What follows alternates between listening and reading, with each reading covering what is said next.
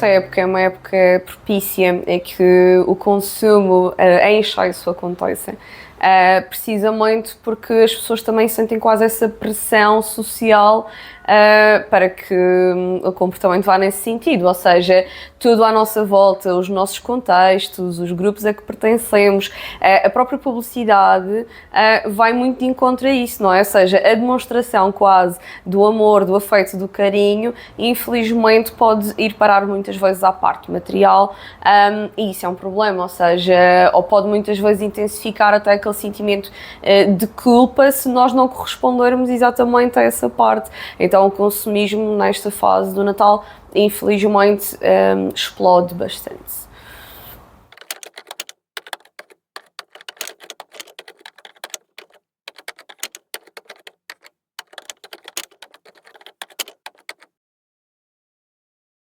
Aliás, normalmente em psicologia nós falamos muito nas diferentes linguagens do amor, não é?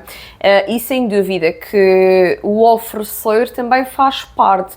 Aqui a questão é que muitas vezes deixa de existir um equilíbrio entre o oferecer e o demonstrar de outros formatos, não é? Por exemplo, o verbalizar. Nós quase que deixamos de dizer eu gosto muito de ti e passamos muitas vezes a demonstrar através da parte material.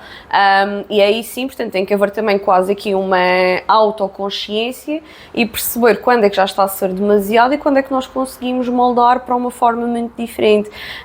Eu acho que o facto de nós também termos tanto facilitismo hoje em dia em alcançar as coisas, não é? E estamos a falar às vezes de um único objeto que pode ter diferentes valores em diferentes plataformas de venda, por exemplo, como tudo se torna tão mais fácil e acessível, sem querer, se nós não tivermos esse próprio equilíbrio, muitas vezes leva-nos, pronto, lá está, a demonstrar o amor num formato mais material.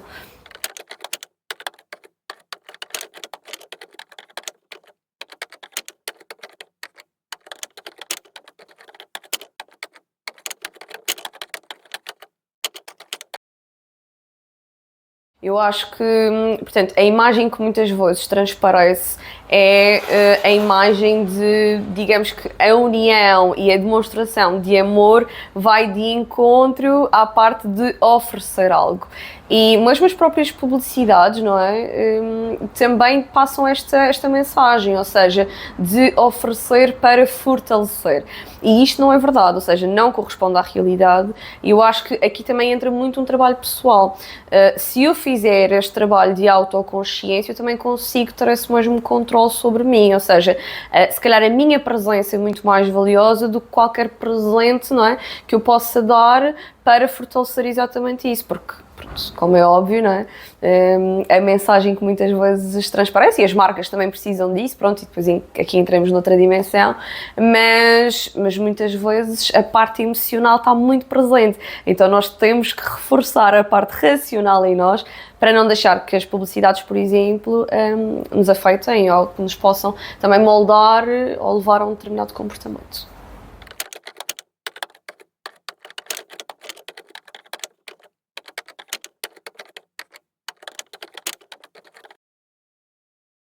Muita culpa, ou seja, eu acho que o sentimento principal quando nós falamos em consumo excessivo é sem dúvida a culpa.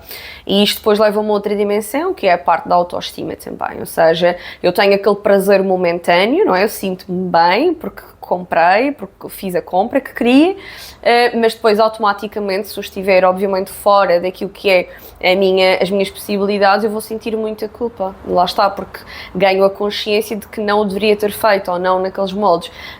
E portanto, se eu tivesse que eleger assim, o grande sentimento que muitas vezes surge nessas situações é a culpa, e depois obviamente leva à parte da autoestima. Eu sou sempre assim, porque é que eu faço isto, eu repito isto todos os anos, porque é que eu não faço diferente, porque é que eu não me organizo e não planeio de um modo diferente, e pronto, isto depois é cíclico.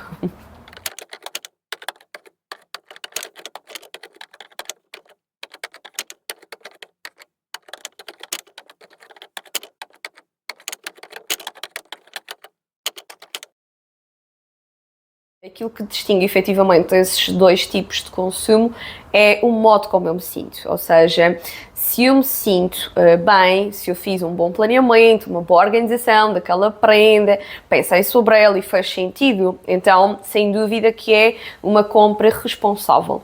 Se eu, passado pouco tempo, de me sentir bem com a compra, começo a sentir, lá está, a culpa, a instabilidade, a dúvida também, aí já temos, portanto, se calhar uma compra por impulso, por compensar algo do ponto de vista emocional que pode não estar tão bem e que é super frequente nesta época de Natal também, não é? Essa instabilidade emocional, e portanto eu diria que aquilo que efetivamente distingue é o modo como eu me sinto no pós-compra.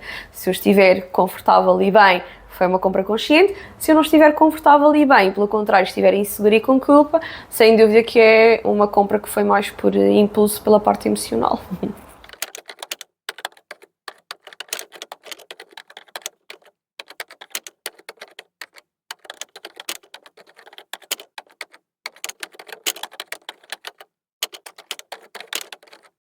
É uma época especialmente difícil para a parte alimentar, mas eu acho que aquilo que define muitas vezes é nós próprios termos consciência de que é uma altura do ano específica e se calhar nós conseguimos controlar de diferentes formas, ou seja, se eu tiver um convite para vários jantares, eu não tenho que faltar a esses jantares, mas posso efetivamente ter um controle diferente nas entradas, nas sobremesas, no prato também que peço, no consumo de álcool, não é? Se isto for efetivamente algo que eu preciso de ter em atenção, não é? Estamos a falar de casos muito específicos.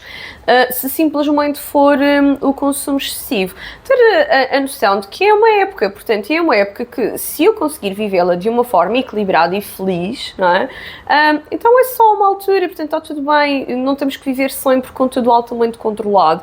Eu acho que normalizar e equilibrar o máximo que conseguirmos a nível do consumo alimentar, perfeito, mas sem grandes desculpas ao espaço para isso, porque é efetivamente uma época do ano em que, e nós povo madeirense, temos muito esta cultura, não é? Da comida e da bebida, e nós sabemos disso. Claro que nem todos nós, se calhar, nos identificamos, mas nós temos muito isto, que o convívio tem que haver a comida, a bebida, a interação social, aceitar isso também, portanto, daqui a 2 semanas já passou, e por isso às vezes acho que normalizar e não colocar demasiado peso em cima das coisas também ajuda bastante, pois obviamente ter algum controle, não é, daquilo que se consome, por uma questão também de saúde, mas não mais do que isso. Acho que do ponto de vista psicológico também é relaxar aquilo que conseguirmos e equilibrar dentro daquilo que for possível nos convívios.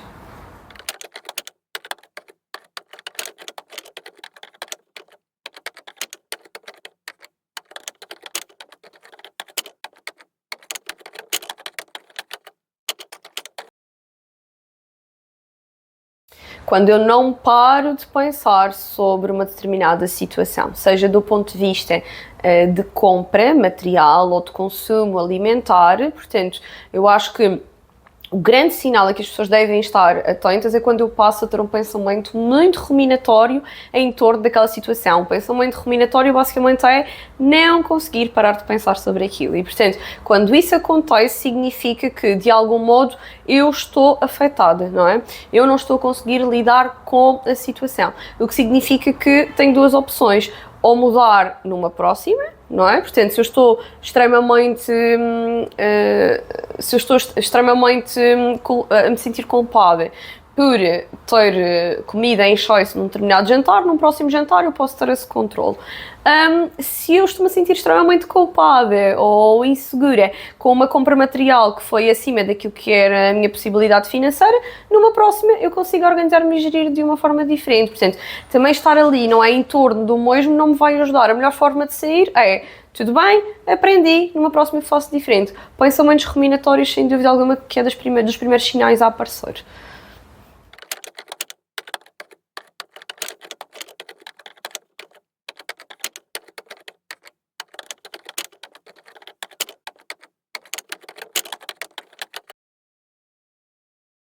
Curioso. Como isto é uma fase específica do ano em que temos uma vez por ano, normalmente os comportamentos tendem a ser repetidos, ou seja, aquilo que eu faço no ano eu repito no ano seguinte, porque é o meu padrão de comportamento. Então, a longo prazo, muitas vezes a minha própria autoestima vai ficar afetada, porque eu vou começar a ter pensamentos do género: eu faço sempre a mesma coisa, todos os anos nunca mudo, todos os anos é a mesma coisa, porque é que eu sou sempre assim, eu nunca me organizo e nunca planeio as coisas como deve de ser, e este tipo de coisas, parecendo que não, no fundo também estão a afetar a nossa autoestima, porque estamos a dizer: tu não estás a ser o suficiente, tu não estás a fazer as coisas bem feitas. E isto repetido ano após ano, depois acaba por ter efeito. Por isso, sem dúvida que eu diria que a autoestima pode ficar afetada assim a médio e longo prazo, não é? Por um padrão de comportamento disfuncional, mas que é repetido. E a melhor forma de combater é planear e organizar sempre. Ou seja, isso é muito importante, é fundamental para que não apareçam situações deste género.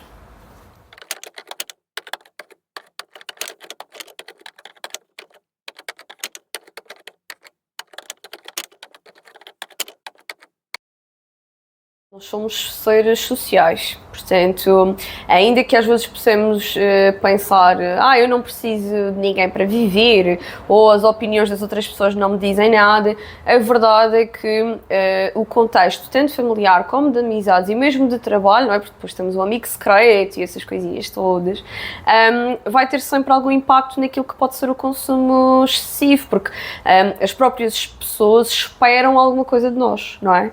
Ou seja, as pessoas esperam uma prenda, esperam que este seja o padrão, e pronto, e nós acabamos por muitas vezes também querer pertencer, e portanto junta-se aqui o sentimento de querer pertencer a um sítio com as expectativas dos outros e lá está aí a resposta perfeita. É uma junção, não é, de duas coisas que muitas vezes depois vão levar a uma última, que é a pressão gerada exteriormente, leva-nos muitas vezes a ter comportamentos que nós, se calhar, até não queremos ter ou gostávamos que fosse diferente, e não o temos porque o grande geral das pessoas vai nos levar a...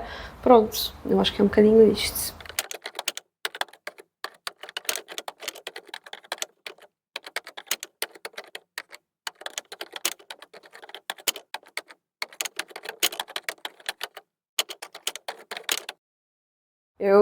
Eu teria assim várias estratégias, mas a principal de todas, uma boa organização e um bom planeamento. Eu sei que é uma época e uma fase em que existe muita correria, as pessoas, portanto, estão a fechar e a encerrar o ano, ao mesmo tempo que, dependendo do trabalho que tiverem, também pode ser extremamente intenso. Depois, lá está, a família exige muitas vezes a nossa presença, os convívios, portanto, é uma época muito intensa do ponto de vista emocional, portanto, organizar e planear é fundamental, senão fica um caos completo. Portanto, começamos por aí. Depois, a parte financeira, ter mesmo percepção clara de até onde é que eu posso gastar e não estar com consumos acima daquilo que são as minhas possibilidades, porque depois a culpa chega, a instabilidade chega e não vale a pena. Portanto, o presente não compensa tudo isso, não é? O presente, o bem material não compensa tudo isso. E depois as expectativas realistas também, ou seja, certo, mas o que é que importa mais? É aquela prenda de 50 euros ou é a minha presença na sala de jantar sem o telemóvel, por exemplo, não é? Portanto, gerir também isto para mim próprio, porque muitas vezes nós acabamos por achar que a pessoa está à espera de, quando na realidade não está, e vem tudo muito também daquilo que é a minha percepção. Por isso, as 3 grandes estratégias principais são estas: planear e organizar, gerir muito bem as minhas expectativas e, sem dúvida alguma, conseguir também ter uma percepção daquilo que é o meu plafond financeiro para não estar acima daquilo que é suposto.